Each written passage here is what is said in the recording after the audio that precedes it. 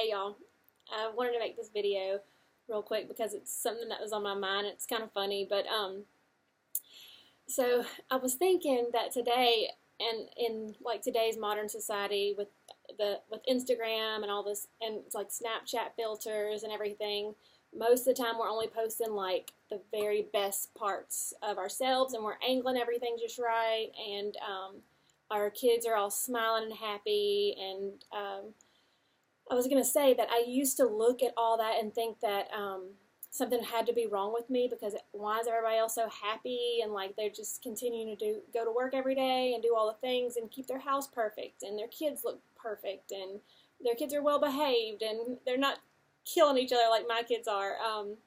And so I would think that something had to be really wrong with me. And then I started to notice that it was because I was putting so much of my attention on what everybody else was doing and what I thought I needed to do to be a successful parent or wife, woman, whatever the thing was.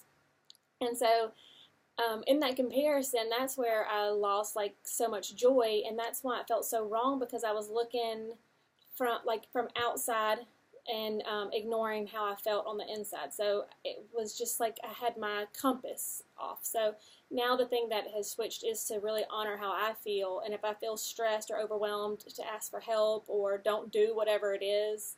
Now we just like text people about birthday. We're having people over for a birthday party. And I used to go and have a photo shoot for my kids and make their invitations and send them out and like order all the things and make the cake. And that's great if you love that and enjoy that. But for me, it was almost like I felt like I had to. And so I would just like freak out that it had to be perfect, and I'd have anxiety and I wouldn't be able to sleep at night. And then I was confused, like, why can't I do this? Why can't I do this? What is wrong with me? Why am I stressing? And why is it so hard for me when it seems to be so easy for everybody else? And it's just because it wasn't meant for me. I learned to start to listen to the things that were meant for me, and to let other people do the things that were meant for them, and that we can all exist without having to be the same. And what may be successful to somebody may not be successful for you. But I thought about a funny story about how we used to go to church, and we would get up like every Sunday morning. It was like the worst day, because the kids, it would never fail. Like, we couldn't find a shoe. We couldn't find, everybody's fighting.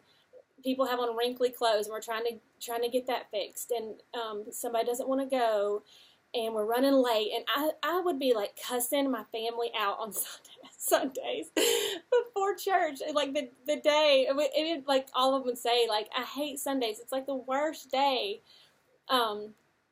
Because then we would be so mad and so frustrated to make it there, and we would get there late, and everybody would be singing, and we'd walk in and have a smile on our face, and, hi, how are you, and just acting like we're all got our stuff together, and anyway, so that's kind of what I think a lot of us do, is just like this pretending that we know what we're doing and that we have it all together.